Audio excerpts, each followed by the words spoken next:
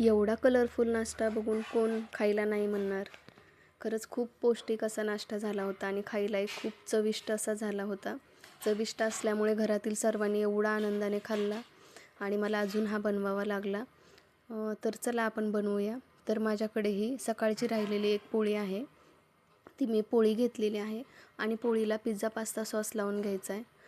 तो नसेल तर तुम्ही टोमॅटो सॉस लावू शकता किंवा चिंचगुळाची चटणी लावू शकता किंवा काही नाही लावलं तरीही खायला खूप छान लागणार आहे. सगळीकडे आपल्याला हा लावून घ्यायचा आहे. चॅनलवर नवीन असाल तर अशा साध्या सोप्या घरगुती घरातील साहित्यातून तयार होणाऱ्या रेसिपी बघण्यासाठी चॅनलला सबस्क्राईब करा. आणि ही माझ्याकडे पत्ताकोबीची भाजी होती.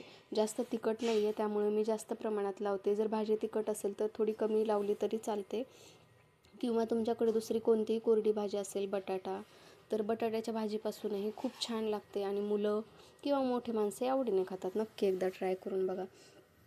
मस्त अशी भाजी लावून घेतलेली आहे. माझ्याकडे गाजर, बीट जे काही होतं ते सर्व भाज्या मी घेतलेल्या आहेत.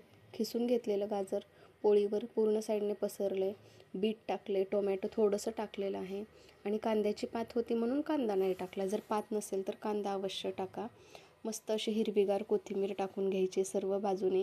किती कलरफुल झालं आहे ना हे. कोथिंबीर टाकल्यानंतर माझ्याकडे थोडेसे हरभरे सोललेले होते, असतील तर टाका किंवा नाही टाकले तरी चालतात, ते टाकलेले आहेत. आणि थोडंसं तिखटपणा येण्यासाठी चिली फ्लेक्स टाकले. तुमच्याकडे नसेल तर थोडं बोटाने लाल तिखट भुरभुरलं तरी चालेल. आणि मुलांना आवडतं म्हणून थोडंसं मी चीज खिसून टाकणार आहे ह्याच्यावर, कारण ते आवडीने खातात चीज असलेला पदार्थ. तर मस्त असं भरपूर चीज खिसून टाकलेलं आहे. मस्त असं तयार झालेलं आहे. तर आता आपल्याला काय करायचं, ही पोळी हाताने फोल्ड करायची आहे आणि थोडीशी दाबायची, म्हणजे मिश्रण छान चिटकून बसतं पोळीला आणि बाहेर येणार नाही आहे. तर नक्की अशा पद्धतीचा नाश्ता तुम्ही ट्राय करून बघा. अशी पोळी शिळी खायला कोणाला आवडत नाही, पण असा नाश्ता जर करून दिला तर सगळे आवडीने खातील. आता हे मी तुपामध्ये शेकणार आहे. तुम्हाला हवं तर तुम्ही बटरमध्ये किंवा तेलामध्ये जरी भाजली ना तरी पण खायला खूप छान होते. आणि आपल्याला ही छान क्रिस्पी भाजायची आहे. सहजरित्या ती उलटण्याच्या साहाय्याने तुटेल तोपर्यंत आपल्याला पोळी दोन्ही साईडने तूप लावून भाजायची आहे. एकदा करून बघा, सगळेच आवडीने खातील घरातील.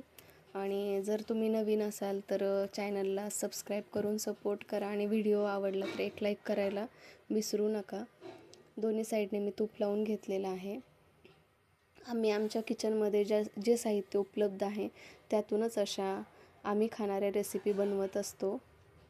तर बघा, मस्त अशी एक साईड आपली कुरकुरीत झालेली आहे. आता आपल्याला दुसरी साईड पण छान कुरकुरीत होईपर्यंत शेकून घ्यायची आहे